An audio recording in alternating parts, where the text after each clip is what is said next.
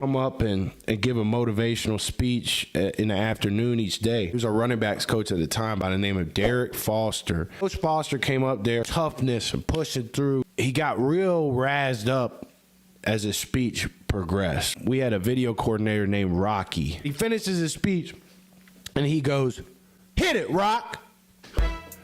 And Set It Off by Boosie Badass played. As a young white man, it was my first time hearing that song, Set It Off. Yeah, we finna set it off. You heard me? I'm finna put you in the trash bag. Tired of all these knowing me right now, for real. You wanna talk shit? You wanna run your mouth? You want some gangster strut your mother in the house? We'll set this jaw. Yeah. And that was my first time hearing Set It Off. At Samford University, it was the third or fourth week of camp. We were about where teams are right now. Right before the season, everybody's pissing and moaning. We had a different coach come up and give a motivational speech in the afternoon each day. He was a running backs coach at the time by the name of Derek Foster. Coach Foster came up there, toughness and pushing through. He got real razzed up as his speech progressed. We had a video coordinator named Rocky. He finishes his speech and he goes, "Hit it, Rock!" And Set It Off by Boosie Badass. Here we go. Let's get it going, huh? I love this song. I love it. A little early show today. Me and the Pop Warner boys, my 8U team, we got a regional playoff game in San Diego tomorrow morning. So literally after I shoot this podcast, I'm going to throw some fits in my duffel bag and I'm hitting the road. I'm already late. I'm about to hit that Southern California traffic when I get up there. I know it. But we're here. I got no excuse to give you guys a little something on this Friday, especially going into week 11 NFL, week 12 college football. So it's going to be a short show. Here's the deal. We'll probably go 20 minutes. We'll go 20 minutes. We'll preview the college games. We'll preview the NFL games. I was very interested to see how that Patriots-Jets game went last night, and it went. Look, these guys in Vegas, they're up to something. You see all these betting scandals come out? No, I'm just kidding. I'm not saying that. But Vegas has a 13.5-point spread on this game last night, and it ends up being a 13-point margin. So technically, if you got that half a point, that Jets cover bet would have hit. I cannot imagine if you have New England minus 13.5. What do we got going on in college football this weekend? We've touched on some of these games.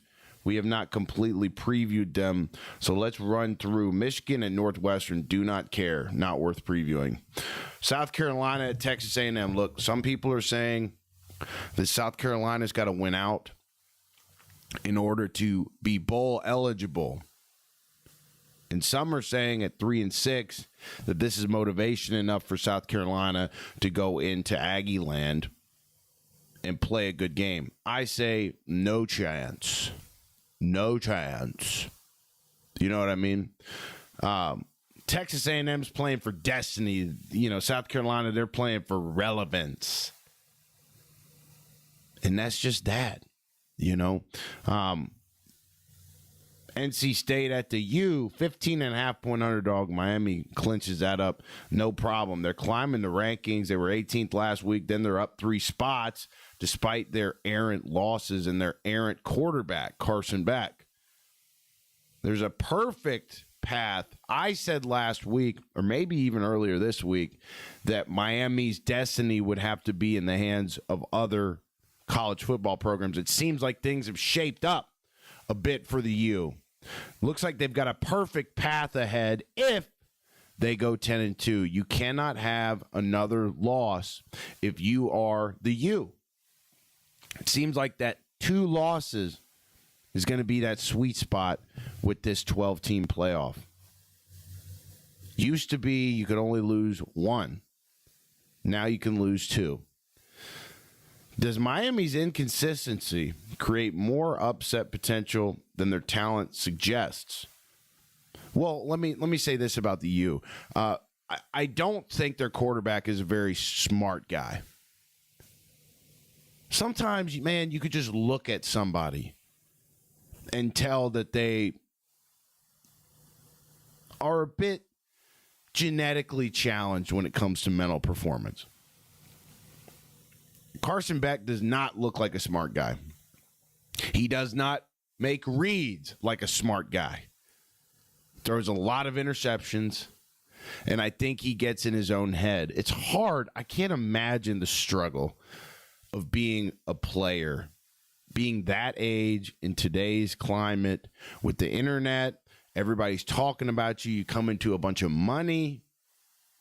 You cannot imagine being a young cat because one bad play can send you spiraling. Look, I see this with let's see if I can get my hair back here. I see this with my 8-year-olds. Oh, it came forward. I see this with my 8-year-olds all the time.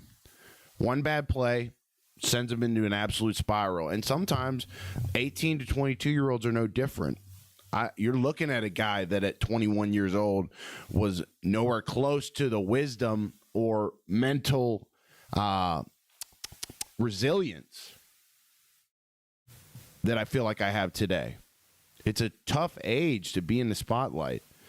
And I don't think Carson Beck really takes to it well. I probably said this on the show before. I don't think he's ever going to be a starting quarterback in the NFL, let alone a franchise quarterback. He might get the chance to start, Carson Beck, but he's never going to be a franchise guy. I can't imagine him going higher than the second round in the draft. But they play NC State. I haven't heard much about NC State, so that tells me that they're not really cooking with a lot of grease. And so, again, conference game, though. The U, they get beat by SMU. That would be a whole new level of meltdown as 15.5-point favorites if Miami lost to the Wolfpack at home. Carson Beck would have to throw 4 picks, which he's done a couple games this year. Guy doesn't take care of the football. I just don't think he looks smart. I don't like. Come on. You guys know what I'm talking about. When people got that big protruding forehead and their eyes are a little too far apart, you just kind of don't look as smart. And I feel like you're vindicated a lot of the time. When I see him throw picks, I'm like, looks dumb, is dumb. But I've never played quarterback at that level. I'd probably throw 8 picks. You know, so give me Miami in that game against NC State. Florida at Ole Miss. I got a couple buddies that are heading down to Oxford for this game. Florida's either going to be motivated or dead. They come out against Georgia motivated. They're always motivated against Georgia. And then Kentucky, arguably the worst program in the SEC right now. They get beat 38-7, I believe, by Kentucky last week. I'm leaning towards Florida is dead. There's no morale there. There's none. If you lose to Kentucky, you're dead. You're done. And you go to play one of the best teams in the country in Ole Miss. They could be exhausted from having back-to-back road games. Ole Miss, obviously, they got everything in front of them, everything to play for, and they know they're in the playoff if they win. Florida's banged up. I mean, all the cards are pointed against Florida in this game against Ole Miss. They're not even at home. They're on the road. Everything is leaning against Florida. My AI outline here says that Florida is +3. I don't believe that at all. The spread's absolutely got to be bigger than that. Let's check it out. I always log into FanDuel before the show. I haven't placed a sports bet in months. But I log into this FanDuel account for the show when I need to see point spreads because for some reason, these nasty bookmakers in Las Vegas, they have a fun way of keeping point spreads from you when you try and Google it. And now I'm struggling to find, okay, Florida at Ole Miss. Of course, the outline got it wrong. 11.5 point spread. That's interesting. I would stay off of that.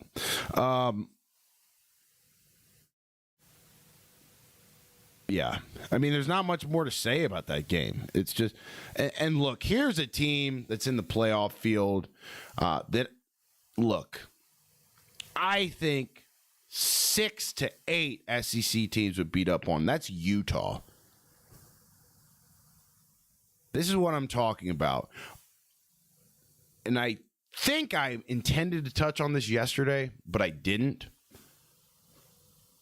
It's the potential for the committee to fear appearing biased by putting too many SEC teams in the playoff. When in reality, look, I can't help that the SEC is the best conference by far in college sports, not just college football. None of us can help that, okay? When you try to appease certain Big 10, Big 12 fans, Big 12 fans don't cry as much. It's really the Big 10 fans. When you're trying to appease these Big 10 fans that cry about conference representation because they know they're inferior to the SEC,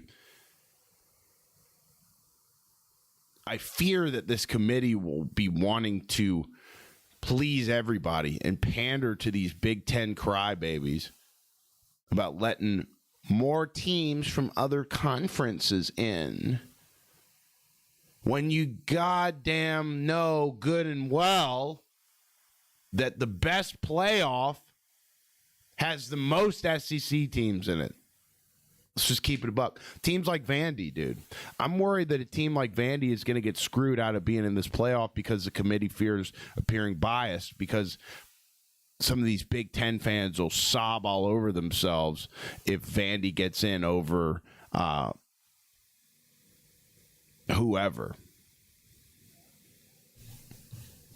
Some of these games, it's not even worth talking about. Okay, you got Oklahoma. I believe they're at Bama. We got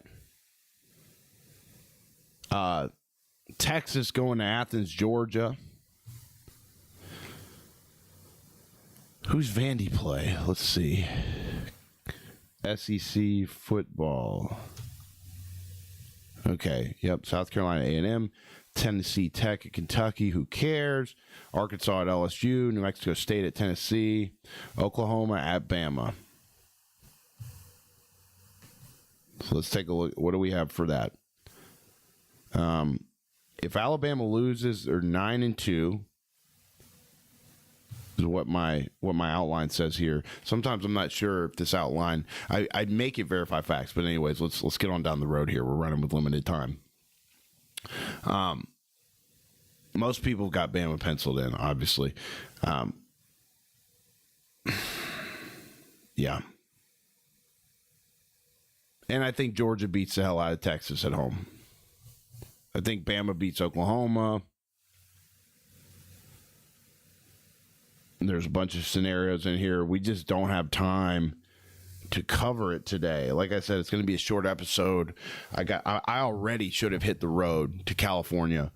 But we got to do it, man. We got to be here for you guys. We got to show up and do this thing every day. And I fucking love it.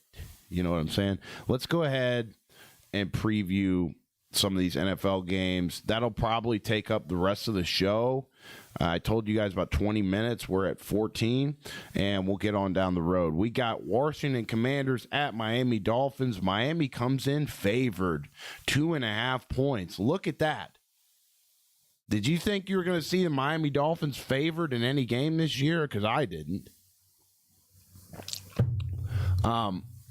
Obviously, coming off a huge win against Buffalo. They're back at home. Washington is struggling. They're starting fights. They're playing with their backup quarterback. There's questions about their starting quarterback, Jaden, being in a sophomore slump. And so what direction do you take this game? I don't know. What direction do you take it? Do the Miami Dolphins have the vibes back? Or was last week just a flash in the pan in a division game? That is very difficult, but it should be a fun game. If Tua can let it rip, limit the turnovers. I haven't watched much of Washington this year. Every game I've seen of theirs, it's been lopsided. Normally it's them getting killed. Oh, man. Give me the Commanders on the points to cover that. Chicago Bears at Minnesota Vikings. Again, division game. Give me the Bears to cover that plus 2.5. No brainer. The Vikings stink. Okay, their defense is cool every now and then. 9 is corny. Okay, Caleb Williams, still gay. But the Bears are playing great football. But again, it's a division game, and it's in Minnesota. So, my God, they're going to pack that out. Matter of fact, give me Minnesota. I'm flip-flopping today. Minnesota minus 2.5. This is not financial advice, by the way. I have not bet on a sports game in months. So these are not picks that I'm telling you to go out and take. These are just my opinion on where I think these games are going to go. The point spreads help us do that. Green Bay at New York. Green Bay, 7.5-point favorites on the road. Give me the Giants to cover that 7.5 points. Big spread, and I don't think Green Bay's offense is worth a good goddamn right now. I really don't. That's an easy one. Giants plus 7.5. Come back and crucify me if I'm wrong. Carolina at Atlanta, 3.5-point spread in favor of Atlanta. I'm taking Carolina to cover that. You know, they had a tough game last week against New Orleans, division game, but I still don't think that this Carolina Panthers team gets the credit that they deserve. I think they're much better than people think still. So give me them to cover 3.5 points. Golly, 3.5 points. Los Angeles Chargers at Jacksonville Jaguars. Chargers are 3-point favorites on the road. This could be a weird game. You got a couple quarterbacks that are pretty, like Justin Herbert. He's shown good flashes lately, but on the macro, I would argue he's still pretty inconsistent. And then obviously Trevor Lawrence is one of the most inconsistent, to me, professional quarterbacks in the league right now. This could be a very weird game. If I was actually betting hard-earned money, I'd probably stay the hell away from this Chargers at Jaguars game. Give me LA minus 3. This is going to be the toughest one for me. Cincinnati at Pittsburgh. 5.5-point underdogs are my Bengals. Division game. Lot to play for on both sides. This AFC North is wide ass open. Seemingly Baltimore's division to lose, which is crazy considering they started 1-5. Lot to play for on both sides. This is a rivalry game. This is a road game for my Bengals. I'm actually surprised that the spread is not bigger because everyone's down and out on my Bengals. Everyone's down and out. I could see it being a 7-point win for Pittsburgh. I could see it being coming down to the last field goal. The last time the Bengals played the Steelers on Thursday night a couple weeks ago, I called it down to a T. There were people commenting on the clip saying that I made them money on this last Bengals-Steelers game. I'm dead serious. Normally I'd be talking shit, but that is the truth. This is hard for me, man. I want the Bengals to win so bad. And I'll tell you straight up, this isn't like some ESPN production where we have to stay unbiased. Like, I am biased as shit towards the Bengals, okay? Give it to me, plus 5.5. Tampa Bay at Buffalo. That'll be fun. Buffalo's favored by 5.5. We're not even out of the early window yet, by the way. Buffalo's favored by 5.5. Give me Tampa to cover that. That's a huge spread. Tampa's not a bad team. I know they're beat up. All right, Houston at Tennessee. Houston 5.5-point favorites on the road. They come off one of their most electric wins of the NFL season last week against Jacksonville, coming back 19 points in the fourth quarter. And they're 5.5-point favorites against one of the worst teams in the league. Give me the Texans. They continue to roll. Now, what could snag it for the Texans is that they are riding too high on their own juice, and the Tennessee Titans have nothing to lose in a division game. Like I said, these division games are hard to call. Seattle at Los Angeles. Los Angeles, 3-point favorites at home. These are two of the best teams in the league playing each other in a division game. I'm excited about this one. 3-point favorites are the Rams. I wouldn't touch this game with a 10-foot pole because it could go either way. Two great teams. Sam Darnold will continue to ball. Matthew Stafford will continue to ball. What's going to give? Is this an unstoppable force meeting an immovable object? We'll have to figure out. Give me the Seahawks to cover. San Francisco at Arizona. Another NFC West game. Makes me want to throw up. I wouldn't watch this game in a million years. It's just boring to me. But give me San Francisco -3 against the Cardinals. Kansas City at Denver. Another good division game. AFC West. Top two teams. Well, actually, I think the Chargers are the number 2 team. But still, Kansas City at Denver. 3.5-point favorites are the Chiefs. You got to give me the Chiefs on that one. I know Denver's playing great. Their offense isn't playing really well, and Kansas City is still Kansas City. Baltimore, all division games this week, huh? Mostly, at least. Baltimore at Cleveland. Baltimore 7.5-point faves. Give me Baltimore. Detroit at Philadelphia for Sunday Night Football. 2.5-point favorites are the Eagles.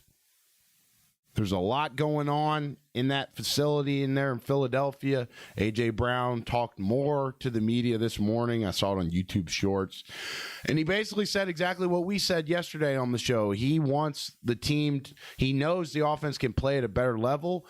And in order to do that, he feels he needs to get involved. And he's frustrated that the offense isn't playing at a higher level. I think I'm siding with A.J. on this one. Jalen Hurts has got to pull his head out of his ass and start playing football. With that, give me the Lions +2.5, and then we'll preview the Monday night game on Monday. Like I said, guys, it's a short episode. Just happy to pop in here today. I got to hit the road and head to California. My Pop Warner 8U boys play in the regional playoffs in San Diego tomorrow morning. I will be coaching there, and then I got a buddy fighting bare knuckle in Palm Springs, California tomorrow night. So I'm already late as shit, and I got to hit the road. I still got to pack my little duffel bag. So that's why we're having a short episode today. But I love you guys very much. If you're watching this, you're new to the channel, welcome in. I imagine the algorithm sent you here because you like football. And if you like football, you're going to love our channel. You're going to love our show. We're live Monday through Friday. We were early this day. We're early today. But typically we are live Monday through Friday, 6-ish Eastern. Today we went live around 2 Eastern. And it's a daily show. As you guys can tell, I got a lot of other things on my mind. So that's just the way she goes, ain't it? Subscribe to the channel if you're brand new, and bare minimum hit that like button for me. If you don't do either, don't let the door hit your ass on the way out. You know what I'm saying? But I love you guys. We're going to head on out here, and glad we could pop on. Glad we could come by and say hi. You know what I mean? That's all for today, man. I got to hit the road. I got to pack this motherfucking duffel bag, dog. I got to get on the interstate and hit this California traffic, dog. You know, I got about a 6-hour drive ahead of me, so God damn it. It'll be fun, though. It'll be a good weekend. Love you guys. We'll see you Monday.